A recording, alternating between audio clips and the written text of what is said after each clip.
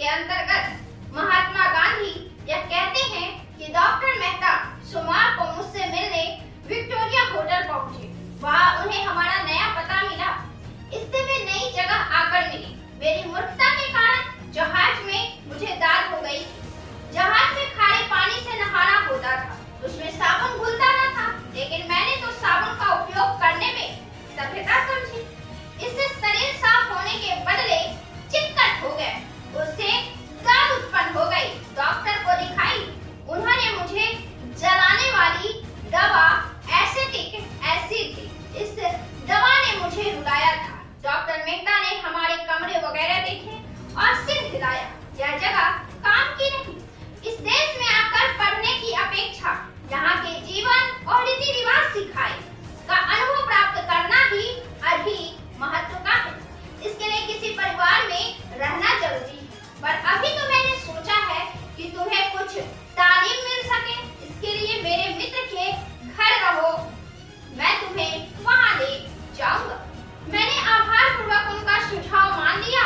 मेरे मित्र के घर पहुंचा। उनके स्वागत सत्कार में कोई कमी न थी। उन्होंने मुझे अपने सगे भाई की तरह रखा, अंग्रेजी रीति रिवाज सिखाए। यह कह सकता हूँ कि अंग्रेजी में थोड़ी बातचीत करने की आदत उन्होंने ही डलवाई। मेरे भोजन का प्रश्न बहुत विकट हो गया।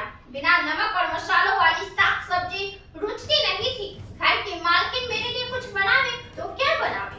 सवेरे तो ओट मील यानी कि जई का आटा की लपसी बनती, उससे पेट कुछ भर जाता, और दोपहर और शाम को मैं हमेशा भूखा रहता।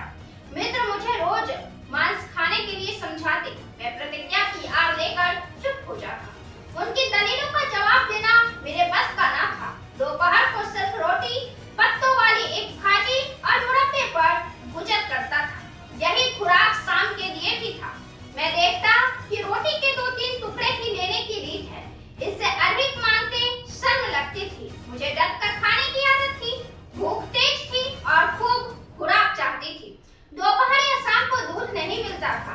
मेरी यह हालत देखकर एक दिन मित्र चिढ़ गए और बोले, अगर तुम मेरे सगे भाई होते तो मैं तुम्हें निश्चय ही वापस भेज देता। यहाँ की हालात जाने बिना निरक्षर माता के सामने की गई प्रतिज्ञा का मूल्य ही क्या? वह तो प्रतिज्ञा ही नहीं कही जा सकती। मैं तुमसे कहता हूँ कि कानून इसे प्रतिज्ञा नहीं मानेगा। ऐसी प्रतिज्ञा से चिपके रहना तो निरा अंधविश्वास कहा जाएगा, और ऐसे अंधविश्वास में फंसे रहकर तुम इस देश से अपने देश में कुछ भी न ले जा सकोगे। तुम तो कहते हो कि तुमने मांस खाया है, तुम्हें वह अच्छा भी लगा है। जहाँ खाने की जरूरत नहीं थी वहाँ खाया, और जहाँ खाने की खास जरूरत है वहाँ छोड़ा। यह कैसा आश्चर्य है। मैं टस से मस नहीं हुआ। ऐसी बहस रोज हुआ करती थी। मेरे पास 36 लोगों को मिटाने वाला एक नन्ना ही था।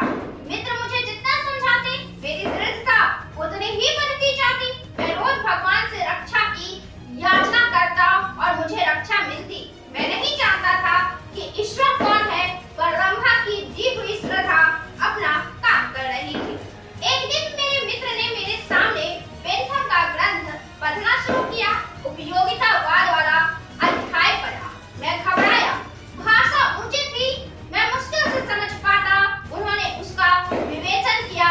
मैंने उत्तर दिया, मैं आपसे माफी चाहता हूँ। मैं ऐसी सूक्ष्म बातें समझ नहीं पाता। मैं स्वीकार करता हूँ कि मांस खाना चाहिए, पर मैं अपनी प्रतिज्ञा का बंधन तोड़ नहीं सकता। उसके लिए मैं कोई दलील नहीं दे सकता।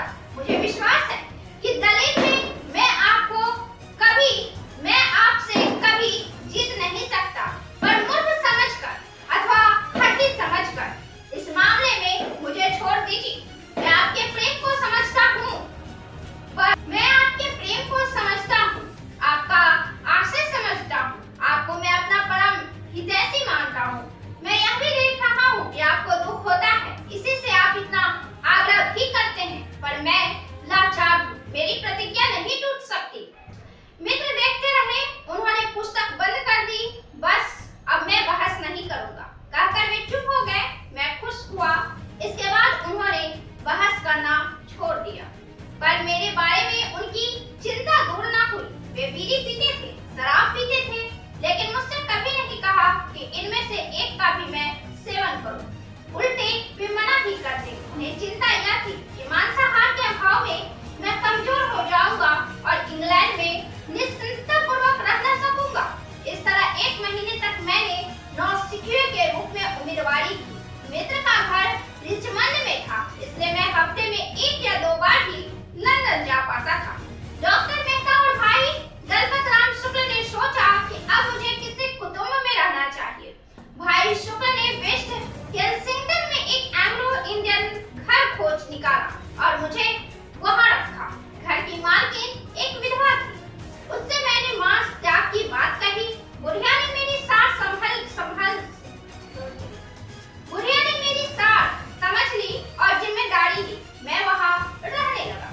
वहां भी मुझे रोज भूखा रहना पड़ता था। मैंने घर से मिठाई वगैरह खाने की चीज मंगाई थी, पर वे अभी आई नहीं थी। सब कुछ फीका लगता था।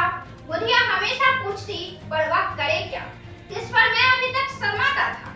बुढ़िया के 2 लड़कियां भी थी। वे आग्रह करके थोड़ी अधिक रोटी देती, पर वे बेचारी क्या जाने कि उनकी समूची रोटी खाने पर ही मेरा पेट भर सकता था। लेकिन अब मैं होशियारी पकड़ने लगा था। अभी पढ़ाई शुरू नहीं हुई थी।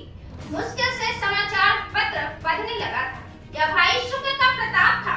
हिंदुस्तान में मैंने समाचार पत्र कभी पढ़े नहीं थे, पर बराबर पढ़ते रहने के अभ्यास से उन्हें पढ़ने का शौक मैं पैदा कर सका था। डेली न्यूज, डेली टेलीग्राफ और पेलमैन गजेट, इन पत्रों को सरसरी निगाह से देख जाता